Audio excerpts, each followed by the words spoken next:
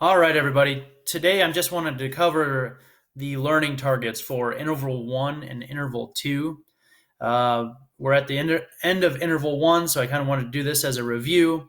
And then interval two is coming on Monday, so I'll be posting 4 new assignments on Monday, so I want you to have an idea of what those are all about. So, interval one, the first learning target is define marketing. In our class, we're defining marketing as any of the actions that are taken from the time that you have an idea for a product or service to sell to the customer, all the way to when the customer has that product in their hands or actually uses that service. So, a product, of course, is something physical or tangible that you can have in your hands, like an iPhone or a coffee mug. And a service is something where somebody is doing something for you, like washing your car or mowing your yard. Number 2, match a good or service to a customer's need or want. In interval 1, we did an assignment that was called Selling to Bigfoot, in which we had to learn a little bit about Bigfoot in order to figure out what Bigfoot might want or need. It was kind of a fun way for you to identify the wants or the needs of a customer, and then you had to come up with a good or service to fill that need. So the main thing here is we want to make sure that the good or service, the product or service that we do have, actually fills the need, and that it's a need or a want that the customer actually has. So we don't want to guess there. We need to do some research in most of those cases, and you'll learn more about that later. Identify customer needs and reasons why customers return to the same business. So in a lot of our assignments here, we have talked about the customer needs, what they want, how are we going to be able to get them those products, and the reasons why customers return to the same business is often that they have received exactly what their perceived value is going to be.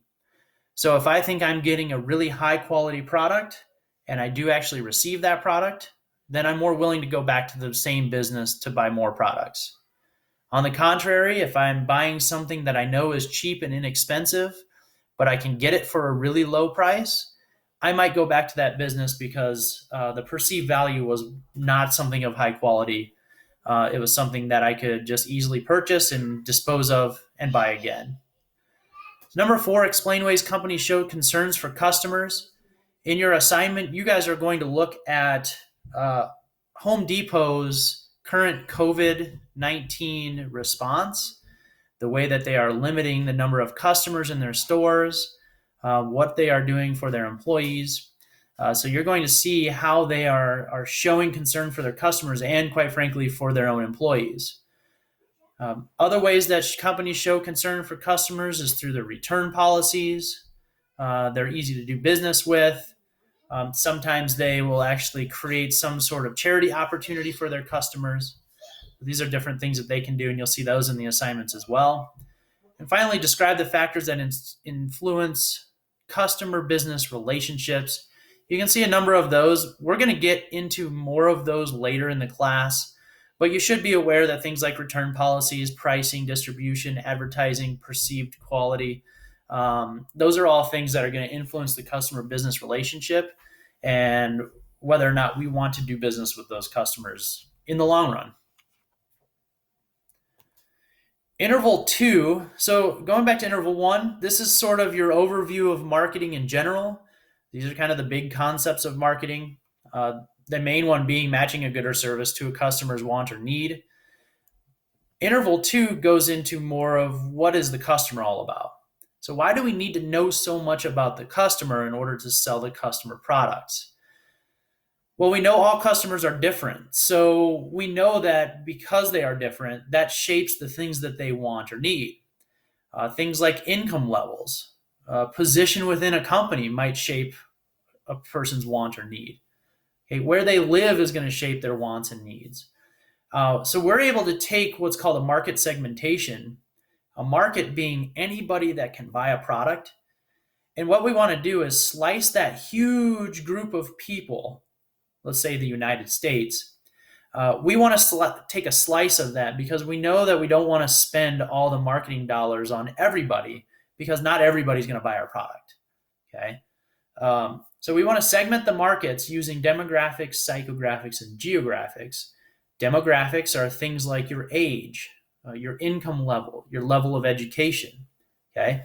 So if I'm opening a restaurant, maybe I want to tailor that restaurant to people who are 18 to 35 years old and they live somewhere around 53rd Street in Bettendorf.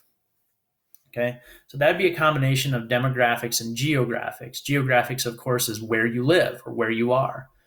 Psychographics is a little bit different in the sense that psychographics is more about your behaviors and actions.